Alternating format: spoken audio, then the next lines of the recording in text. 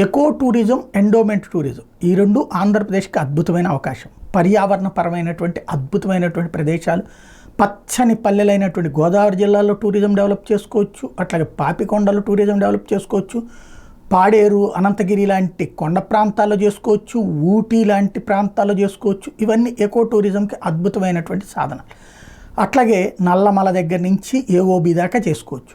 But అవన్నీ వింటున్నాం, ఎవరికి వాళ్ళు వెళ్ళటం తప్పించి టూరిజం డిపార్ట్మెంట్ ప్లానింగ్స్, ప్యాకేజెస్ అతి పరిమితంగా కనబడుతుంటాయి, లేదా బాగా ప్రోత్సహించేటటువంటి అంశాలు తక్కువగానే ఉంటాయి. రెండవది ఎండోమెంట్ టూరిజం. మనకి అద్భుతమైనటువంటి పుణ్యక్షేత్రాలు, ప్రపంచవ్యాప్త ప్రాచుర్యం పొందినటువంటి తిరుమల తిరుపతి దేవస్థానం దగ్గర నుంచి శ్రీశైలం మల్లికార్జున స్వామి దగ్గర నుంచి అరసవెల్లి సూర్యనారాయణ స్వామి ఆలయం దాకా అనేక ప్రసిద్ధ పుణ్యక్షేత్రాలు ఉన్నాయి, పంచారామాలు ఉన్నాయి.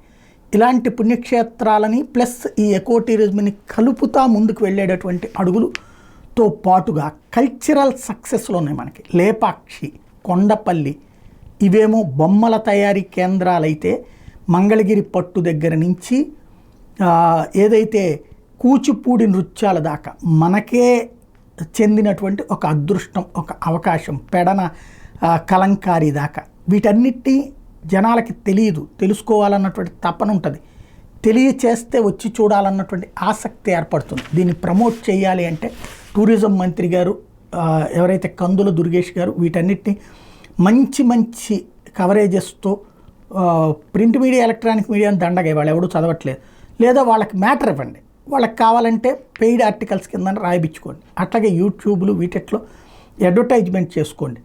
మెయిన్ కూచిపూడి లాంటి నాట్యక్షేత్రం ఎప్పుడో చంద్రబాబు 2014-19లో చెప్పారు, దాన్ని ప్రపంచ ప్రఖ్యాతమైనటువంటి కూచిపూడి కాబట్టి దానికి అనుగుణంగా చేస్తాను. పాపం ఆయన కూచిబట్ల ఆనంద్ గారు అమెరికా వాళ్ళ దగ్గర నుంచి డబ్బులు తీసుకొచ్చి ఆ ఊర్లో ప్రతి ఇంటి సందుకి సిమెంట్ రోడ్లు వేశారు.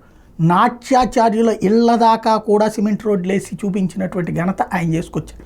కానీ ఆ ఊరు దాకా రోడ్డు సక్రమంగా ఉండదు. ఆ ఊర్లో మిగతా దానికి అనుగుణంగా తీర్చిదిద్దడంలో మళ్ళీ ఎక్కడ వేసిన గొంగళి అక్కడే ఉండిపోయేది. ఒక ఎవడు దోవన వాడు సక్సెస్ అయితే దాని మీద మన ముద్రలు వేసుకోవడం అనే వ్యవహారంలోనే నడుస్తున్నాం. కానీ మనంగా చేసేదేమీ లేకపోవడం అన్నటువంటిది అతిపెద్ద సమస్య. కూచిపూడి ఇప్పుడు ప్రస్తుతం స్వర్ణోత్సవాలు జరుగుతున్నటువంటి వేళనన్నా ఆ విధమైన ఆలోచన చేయగలిగితే బాగుంటుంది.